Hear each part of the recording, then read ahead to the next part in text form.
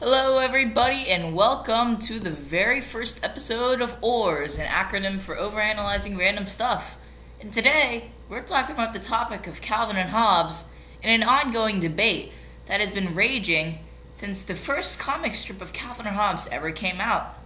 Is Hobbes non-living? Or is Hobbes actually alive?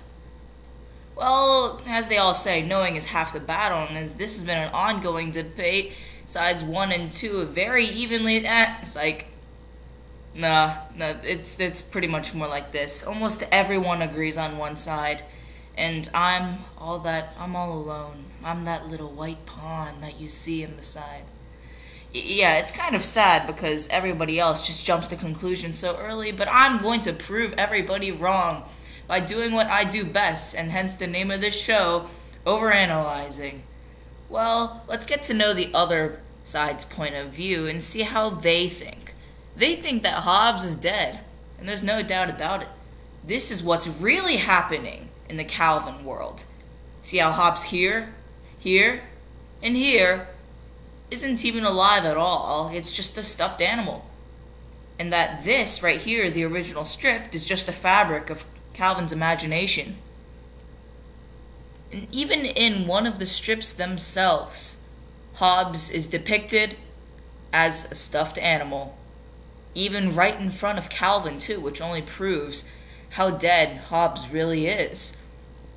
So 99.99% of the people in this debate agree that Hobbes is just a stuffed animal. But what about that 0.01%? Me, in other words. I don't think Hobbes is just a stuffed animal, but what is it? Well, let me give you some perspective. On the screen I have here a bracket for the 2011 NCAA March Madness for basketball.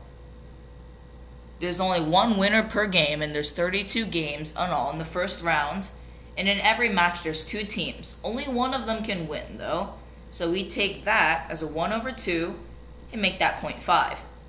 Now, you probably aren't following me very much at this point, but just stay with me here. It'll get real interesting soon.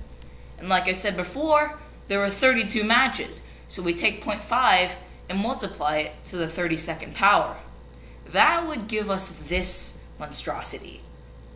And that's rounded too. There's so many more numbers left at the end that I just didn't know what to do with it anymore.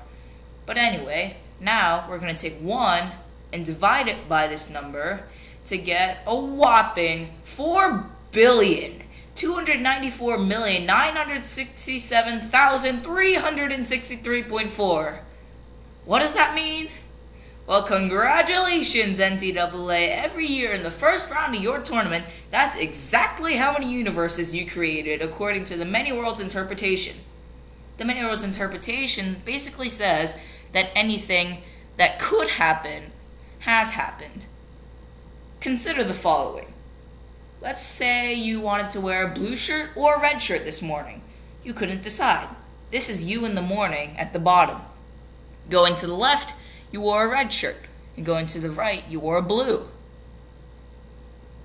You didn't wear a red and blue shirt in one universe, but say in this universe that you're watching this video in right now, you wore that red shirt. In an alternate universe, you wore the blue shirt. And let's say you wanted to have water or orange juice, and then cereal or toast, or a bagel, or as you can see, the possibilities are endless. Creating it, basically anything that could happen has happened. But what does this mean? Hobbes is also alive and also dead at the same time, just in many different universes.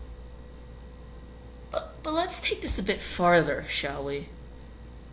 Look in this comic strip right here. In the exact same strip, we see Hobbes both dead and alive in the same strip. But that's impossible according to the Many Worlds interpretation. You didn't wear that red and blue shirt today, unless you wanted to wear one on top of each other, and that's just weird. But you didn't also have orange juice or water.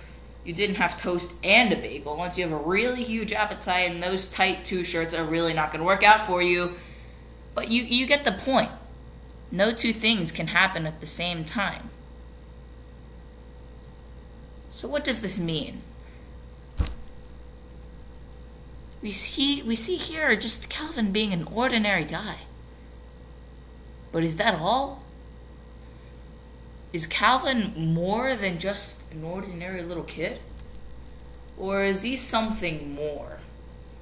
A being that no one has ever witnessed before, able to manipulate all of the universes around him, able to jump between universes where Hobbes is dead and alive at will.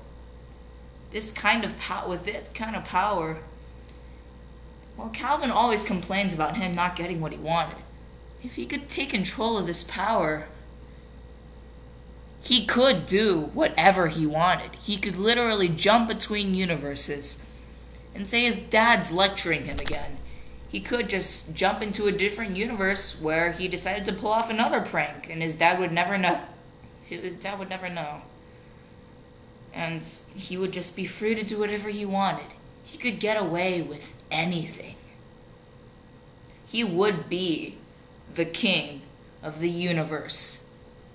Universes, should I say. This, what was a fun little comic strip, now has a really deep and dark secret that I just uncovered to you guys. Now that's what I call overanalyzing. Alright, thank you for watching this episode of OARS, guys. Please like and favorite this video, and then click that big red button below this video to subscribe to my channel. It really means a lot. Alright, this is Chris from OARS, signing out.